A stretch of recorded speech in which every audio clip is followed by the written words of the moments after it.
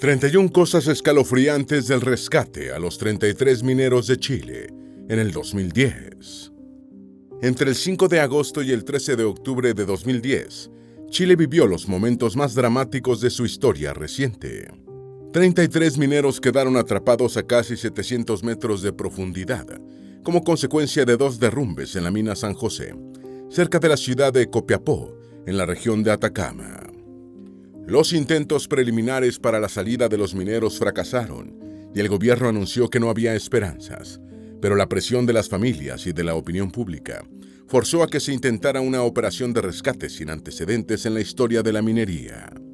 Y la operación tuvo éxito, para orgullo y regocijo de los chilenos y de millones de personas en todo el mundo que siguieron los acontecimientos por televisión. ¿Cómo fueron esos electrizantes 69 días en los que Chile pasó del estupor a la desdicha y después de la esperanza al júbilo? ¿Qué hubo que hacer para sacar sanos y salvos a los 33 mineros? ¿Quiénes fueron los héroes anónimos en esta odisea? ¿Qué ha pasado con los protagonistas? Vamos a recordarlo todo sobre el drama de los mineros chilenos en este video. Antes de meternos a fondo, no te olvides de suscribirte a nuestro canal y activar las notificaciones para mantenerte al día con nuestras actualizaciones.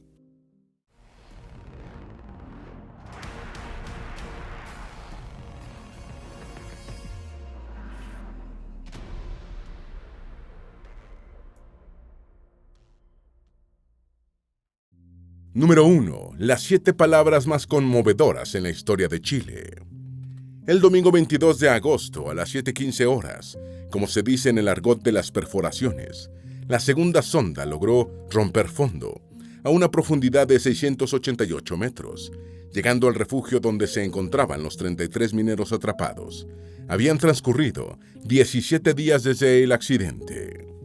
A las 14:45 se obtuvieron los primeros indicios de vida, ya que al retirar la sonda, esta salió marcada con pintura roja, muestra de que había gente viva. La noticia llenó de fe a los angustiados y expectantes familiares, muchos de los cuales ya habían perdido las esperanzas de que se pudiera hacer contacto con el refugio. A las 15:17, el presidente Salvador Piñera dio a conocer una nota escrita con lápiz rojo que había llegado desde las profundidades de la Tierra, junto con la sonda que decía: «Estamos bien en el refugio Los 33». Todo Chile se unió en un solo grito de júbilo. Número 2. El lugar de los hechos ya había enviado mensajes de peligro. Chile posee una dilatada trayectoria minera, siendo el principal productor mundial de cobre, industria que constituye la más importante del país. La mina San José tiene más de 100 años de explotación, aunque estuvo cerrada durante 14 meses, entre 2007 y 2008, por varios accidentes, siendo el más grave el sufrido por el minero Gino Cortés, quien quedó parcialmente atrapado debajo de un desprendimiento de varias toneladas, perdiendo una de sus piernas. En la mina San Antonio, contigua a la San José y del mismo propietario, hubo 2 graves accidentes en 2006, con un saldo de un fallecido y un trabajador con una de sus extremidades perdida. Número 3. Mario Sepúlveda teme quedarse dormido. Sepúlveda, posiblemente el más expresivo de la treintena de mineros, afirmó en ocasión del 10º aniversario del accidente: «A veces me da miedo ir a acostarme, siento que no voy a despertar más». Con voz quebrada añadió que, a pesar de todo, casi todos están bien. El que peor está es José Ojeda, el que conmovió a Chile y parte del mundo con su legendario mensaje: «Estamos bien en el refugio Los 33». Refiriéndose a Ojeda, Sepúlveda apuntó: «Sufre una diabetes avanzada, enormes problemas psicológicos, ha estado internado en clínicas psiquiátricas y no tiene trabajo, no volvió a trabajar nunca más», agregó Omar Reijadas, otro de los mineros de la Odisea del año 2010. Número 4. La reacción al primer derrumbe tuvo un retraso de más de 7 horas. El jueves 5 de agosto del año 2010, a las 14:51, GMT4, se produjo un primer derrumbe en la mina San José, que fue informado a las 19:30 por la empresa propietaria del yacimiento, San Esteban Primera S.A., demorándose el comienzo de las labores de rescate hasta las 22 horas, más de 7 horas después del siniestro. Tan pronto se enteraron del accidente, Los familiares de los mineros atrapados instalaron carpas en el otro lado de la cerca de la entrada de la mina, un asentamiento que llegó a albergar a más de 3.000 personas y que recibió el nombre de Campamento Esperanza. Las operaciones iniciales de rescate estuvieron a cargo del Cuerpo de Bomberos de Copiapó y de las brigadas de emergencia minera de las compañías del área. Número 5. El minero William Órdenes se libró del drama por quedarse dormido. A las tareas preliminares para el rescate se sumaron funcionarios del Ministerio de Minería y de su Servicio Nacional de Geología y Minería y del Ministerio del Trabajo y Previsión Social. La Oficina Nacional de Emergencia del Ministerio del Interior informó la identidad de 34 mineros atrapados en el yacimiento, pero sin divulgar la gravedad del accidente. Todavía en ese momento se pensaba que el minero William Órdenes estaba en el grupo, pero se había quedado dormido, librándose del drama que vivieron sus compañeros. Fue en la mañana del viernes 6 de agosto cuando los medios de comunicación informaron que 34 mineros habían quedado bloqueados a casi 700 metros de profundidad. En la noche se rectificó que eran 33.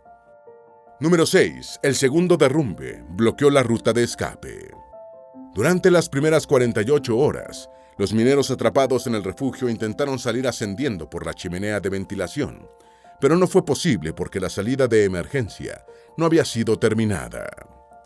Los mineros exploradores que investigaron la posibilidad de esta evacuación subieron hasta los 235 metros de profundidad, pero debieron bajar al refugio al constatar la imposibilidad del escape por esta vía.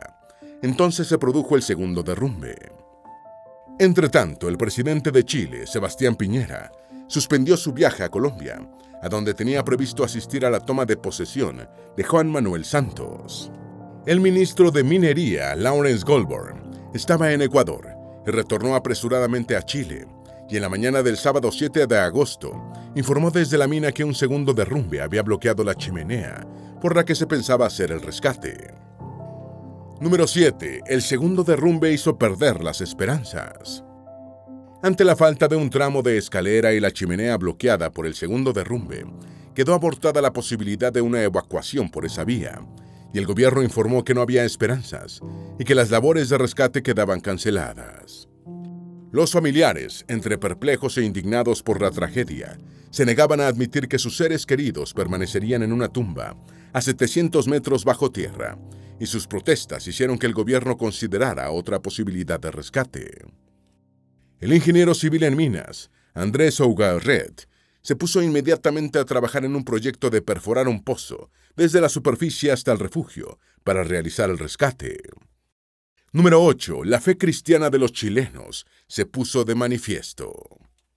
El plan del ingeniero Ougarret contemplaba utilizar equipos perforadores de exploración minera para hacer contacto con los trabajadores atrapados, y durante este operativo se utilizaron 10 equipos de sondaje, incluyendo aparatos de aire de reverso y de punta diamantada.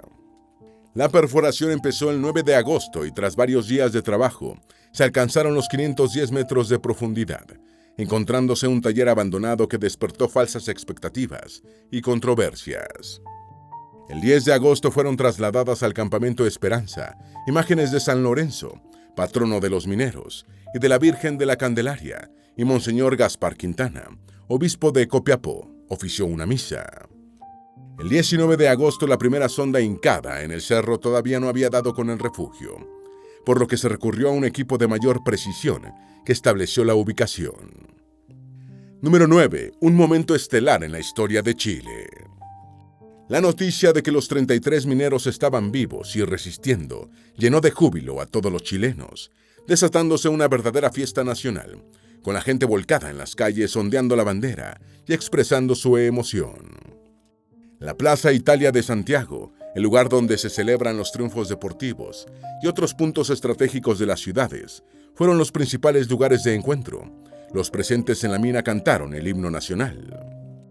Horas más tarde, una cámara de video adjunta a la sonda logró captar las primeras imágenes de los mineros atrapados, pero ya esperanzados.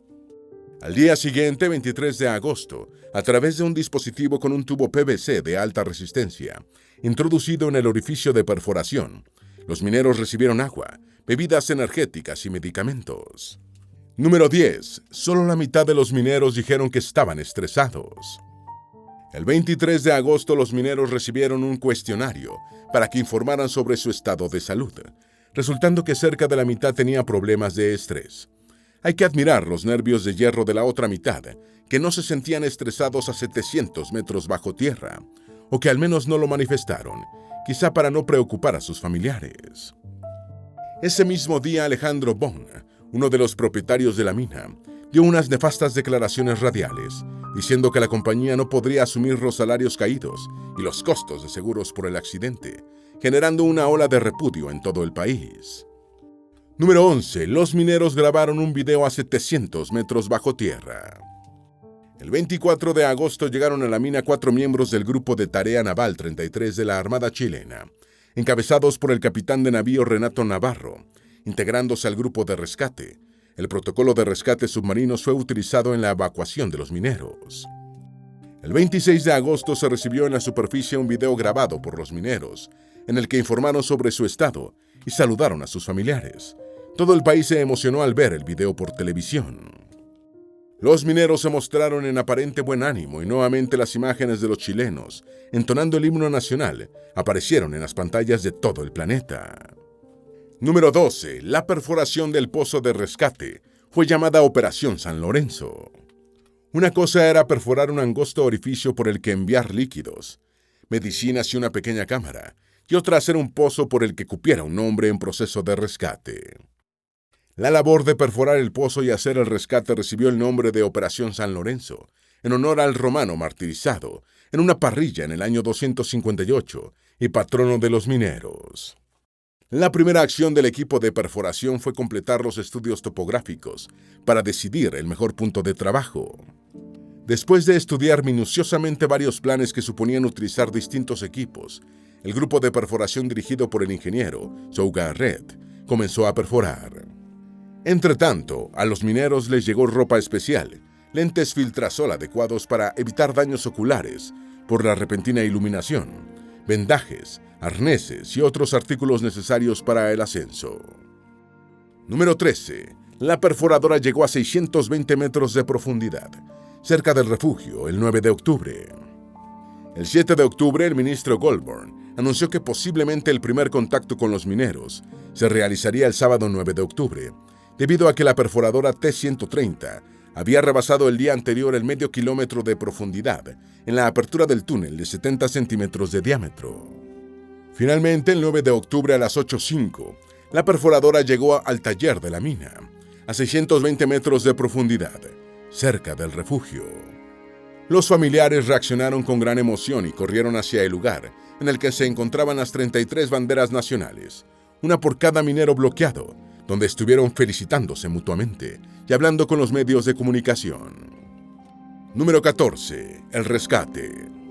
El rescate se realizó felizmente el miércoles 13 de octubre del año 2010, entre las 0:10 horas, cuando salió el primer rescatado, Florencio Ábalos, y las 21:56 horas, cuando arribó a la superficie el último minero en salir, Luis Ursúa.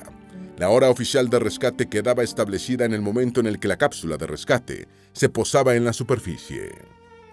El orden de salida fue definido conforme al protocolo en el rescate de submarinos siniestrados. De allí la participación de la Armada. Los primeros en salir fueron los más aptos físicamente, después los más frágiles y de mayor edad, y finalmente los más mentalmente fuertes, con el jefe de mayor nivel el último. Número 15. Fueron rescatados 32 mineros chilenos y uno boliviano. El primer minero en llegar a la superficie terrestre fue Florencio Ábalos, de 31 años, tras pasar 68 días, 9 horas y 5 minutos atrapado. Ábalos fue seguido por Mario Sepúlveda, de 40 años. Sepúlveda se reveló como líder durante el cautiverio y junto con el jefe de turno, Luis Ursúa, mantuvo la moral del grupo. Había sido el narrador del emotivo primer video hecho por los mineros y cargó con piedras como souvenirs y regalos. El tercero en ascender fue Juan Illanes, de 52 años, quien había sido cabo primero del ejército chileno durante el conflicto del Beagle con Argentina. El cuarto en subir fue el boliviano Carlos Mamani, de 23 años, único no chileno del grupo que llevaba solo 5 días trabajando en la mina. Número 16. El más joven salió de quinto. El quinto minero en llegar a la superficie fue Jimmy Sánchez, de 19 años, el más joven. Tenía una niña de 3 meses con su novia y su padre sufrió unos remordimientos atroces porque había reñido con él debido a esa relación. Después dejó una frase para la historia de la familia: creí perder un hijo y he ganado un hombre. Luego emergió Osman Amaya, de 30 años, casado y con 3 hijos, quien llevaba 4 meses en la mina y pensaba dejarla porque le parecía muy insegura. Después siguió José Ojeda, de 47 años, el escritor del mensaje inmortal: estamos bien en el refugio Los 33. El octavo fue Claudio Yáñez, de 34 años, quien ya había sufrido 2 accidentes previos con explosivos. Su novia, que lo esperaba en el desierto, le pidió matrimonio y el hombre aceptó sin pensarlo más. Número 17. El padre de Alex Vega adoptó un nombre falso para colaborar en el rescate. A continuación le tocó a Mario Gómez, el decano del grupo, con 62 años, y hombre que realizó una labor espiritual. Escribió la primera carta, precisando las coordenadas de ubicación. Seguidamente salió Alex Vega, de 32 años, y padre de 2 hijos. Los familiares tenían prohibido intervenir en las labores de rescate, y su padre adoptó un nombre falso para participar. Jorge Galleguillos, de 56 años y con 30 años en la mina, fue el 11º. Le siguió Edison Peña, de 34, fanático de Elvis Presley y del footing. Estando abajo, pidió que le enviaran calzado deportivo para correr los 10 kilómetros diarios que hacía en la superficie.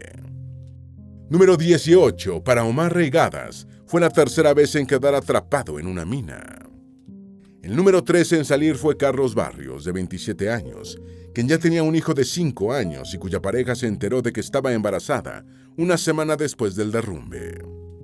Siguió Víctor Zamora, de 34 años, el bromista y poeta del grupo, quien le enviaba poemas a su esposa desde las profundidades.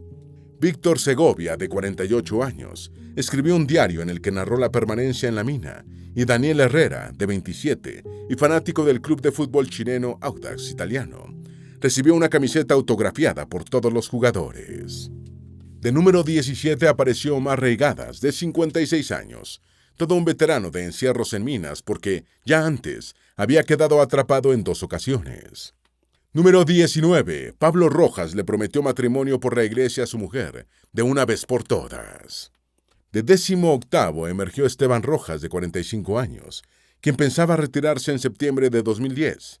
Pablo Rojas, de 45 años y con 3 hijos, le envió una carta a su mujer, prometiéndole matrimonio eclesiástico, de una vez por todas. Darío Segovia tenía 48 años y su hermana, María Segovia, adoptó el liderazgo del campamento, siendo apodada la alcaldesa. Johnny Barrios, de 50 años, tenía experiencia en enfermería y fue el encargado de administrar los medicamentos y de preparar los informes de salud. La novia de Samuel Ábalos lo esperaba para pedirle matrimonio. Número 20. Franklin Lobos había sido mediocampista en el fútbol chileno.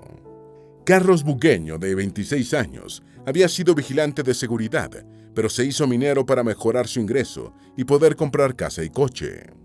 José Enríquez, un cristiano evangélico de 54 años, hizo de predicador, dirigía las oraciones y le enseñó a sus compañeros canciones de alabanza. El 25º en salir fue Renan Ábalos, de 29 años, y hermano menor de Florencio, aficionado al fútbol y a la hípica.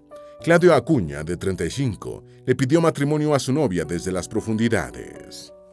Franklin Lobos, de 53 años, era el más famoso de todos antes del accidente, ya que había jugado fútbol profesional con Deportes La Serena, Santiago Wanderers, Cobresal y otros clubes. Número 21. Raúl Bustos se encontraba en la mina porque dobló turno. Aunque tuvo que meterse a minero para ganarse la vida, a Richard Villarroel, de 27 años y el número 28 en salir, lo que más le gustaba era la vida rural y la crianza de gallinas. Juan Carlos Aguilar, de 49 años, llevaba 20 días en la mina. 5 meses antes del accidente minero, Raúl Bustos, de 40 años, había sobrevivido al terremoto y tsunami del 27 de febrero de 2010, que afectó gravemente a Talcahuano, su ciudad natal. No le correspondía estar en la mina en el momento del accidente porque ya había hecho su jornada regular, pero le ofrecieron $18 de bonificación por doblar turno y aceptó. Número 22. Ariel Ticona vio nacer a su hija por videoconferencia. El 31º minero en salir fue Pedro Cortés, de 25 años, electricista, con una niña que entró a trabajar en la mina por la insistencia de su amigo Carlos Bugueño, otro de los mineros atrapados. De penúltimo llegó a la superficie Ariel Ticona, de 29 años, quien había visto el nacimiento de su hija desde la mina. Estaba previsto llamarla Carolina, pero fue bautizada como Esperanza. El último en salir fue el jefe de turno, Luis Ursúa, quien pasó 69 días, 6 horas y 51 minutos atrapado, probablemente un récord mundial en el trabajo minero. Número 23. El peligroso trabajo de los rescatistas. En el operativo de rescate participaron 6 rescatistas. El primero en descender fue Manuel González, de la mina El Teniente, quien inició su descenso a las 23:19, el 12 de octubre, entre las exhortaciones de ánimo de los presentes. Luego bajaron Roberto Ríos, de la Armada de Chile, Patricio Roblero, también de la Armada chilena, Jorge Bustamante, de la mina El Teniente, Patricio Sepúlveda, del Grupo de Operaciones Policiales Especiales de los Carabineros, y Pedro Rivero, de la mina Carola. Ríos fue el último rescatista en subir, ya el 14 de octubre, a las 0:05 horas. Número 24. Algunos mineros recibieron mayor atención por parte de los medios. El tiempo total de rescate de los mineros fue de 22 horas y 36 minutos, con una duración promedio de 40 minutos entre uno y otro.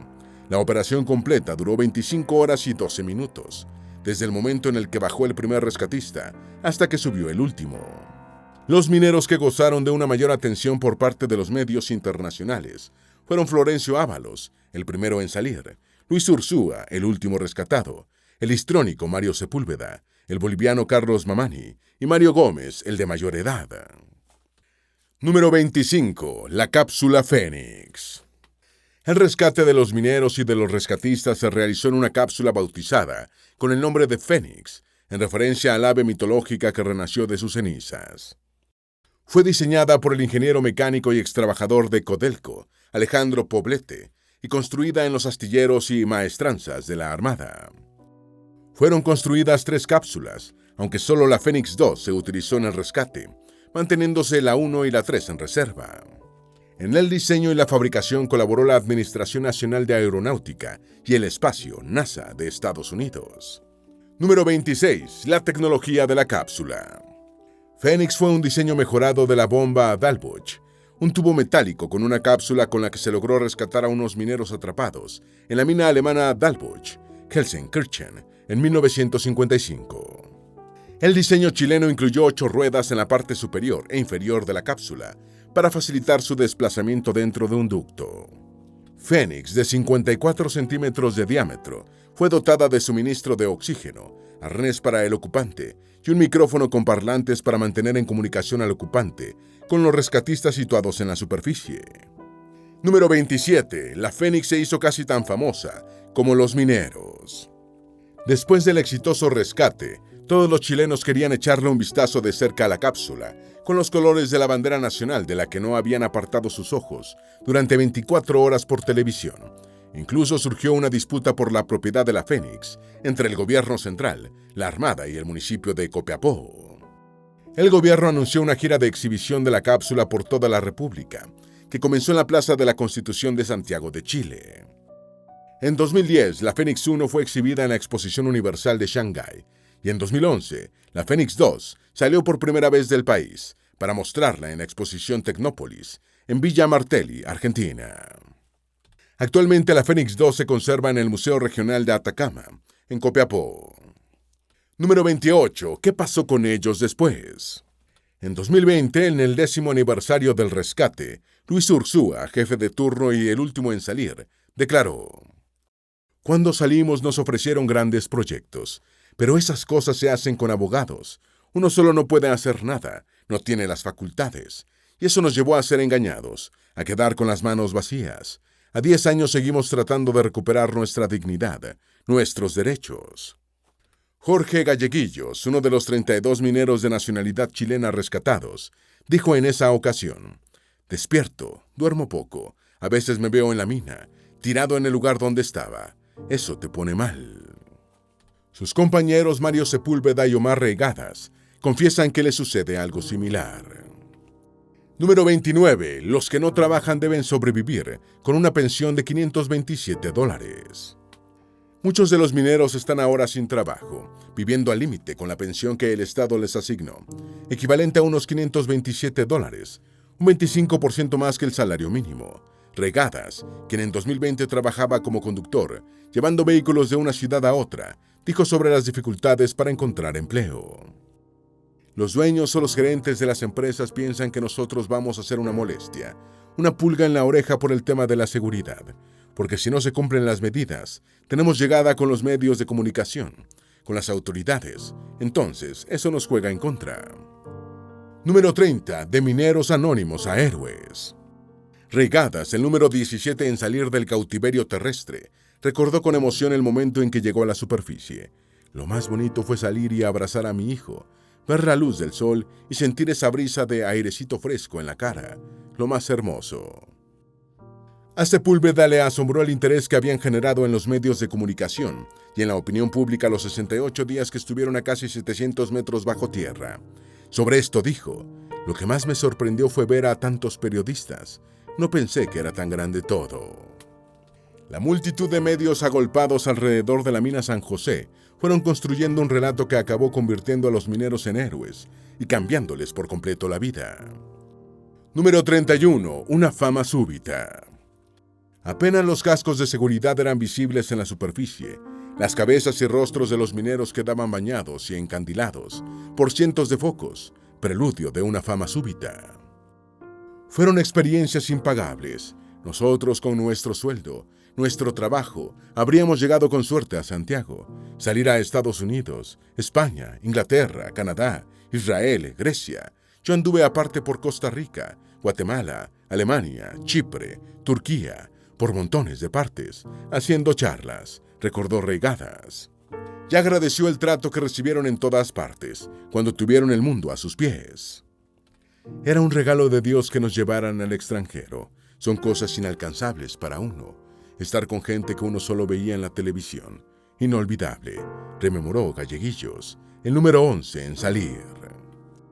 Esperamos que este video te haya sido útil. Si tienes algo que agregar, por favor, compártelo con nosotros en la sección de comentarios.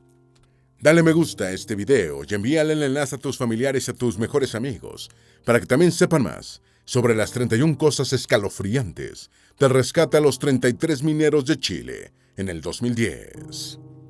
Si eres nuevo en nuestro canal, no olvides suscribirte.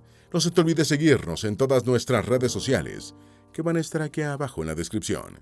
Recuerda, un pueblo que no conoce su historia está condenado a repetirla.